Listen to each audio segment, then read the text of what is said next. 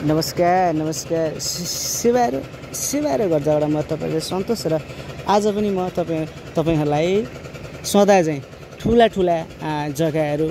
ल्याइरहन्थे है कराइरहन्थे जग्गा किन्नु भनेर है जग्गा किन किन्नु भन्ने कुराहरू चाहिँ पछि तपाईहरुका छोरा नाति पनाति लाई थाहा हुन्छ। ओहो यार हाम्रो बाजेले त अलिकति जग्गा किन्देको भए हामी जग्गा विहीन हामी सुकुम्बासी हुँदैन थियौं जग्गा किन्देको भए अलिकति सजिलो हुन्थ्यो है भनेर चाहिँ अलिकति छोरा नातिलाई चाहिँ गुणगान गाउन नदिनको लागि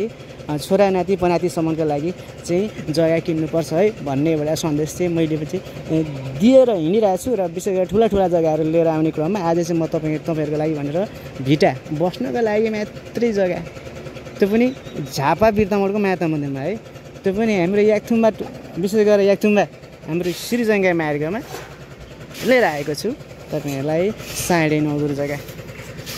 र म चाहिँ के भन्छु भने सकभर जग्गा हामीले गाडी किन्छौँ है हामीले चाहिँ के ठुला मोबाइल किन्छौँ ठुला दामका गाडी मोबाइल किन्छौँ सबै के त यी सबै विलासी चीजहरु क्या यो चाहिँ खिएर जान्छ नि त नासिएर जान्छ है मासिएर जान्छ है तर हामीले जग्गा किन्यौं भने कसैले चोर्न पनि सक्दैन है खिएर पनि जाँदैन नासिएर पनि जाँदैन तर हाम्रो वर्षौं लाखौं वर्षसम्म अरौं वर्षसम्म हाम्रा छोरा नातिले उपभोग गर्न पाउँछन् भन्दै म तपाईहरुलाई जग्गा देखाउन चाहे है त जग्गा यो हाम्रो ठ्याक्कै यो हाम्रो पहिलो घरबाट दोस्रो भिटा तेस्रो भिटा रहेको जानकारी गराए है त। अब यहाँ चाहिँ यसरी मान्छेहरू बसोबास गरेका छन् है मैले अघि भनिहालेँ माता मन्दिर हो यो झापा बिर्तामोडको माता मन्दिर हो यहाँ बस्नको लागि चाहिँ कुनै टेन्सन छैन एकदम आरामले बिन्दास तरिकाले बसेको हुन्छ जग्गा चाहिँ यही हो है दस्तुर जग्गा लिएर आएको छु र दस्तुर जग्गा उ त्यो कोणबाट यसो आएर त्यहाँबाट यसो आउँछ है यो झ्याल भइहाल्यो। अब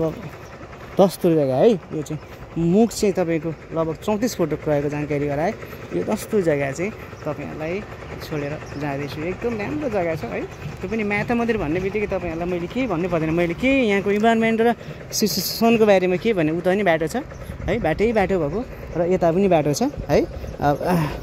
र यो जग्गा चाहिँ छोडेर जाँदैछु है त भन्दै म तपाईहरुको सन्तोष बिदा हुन चाहे।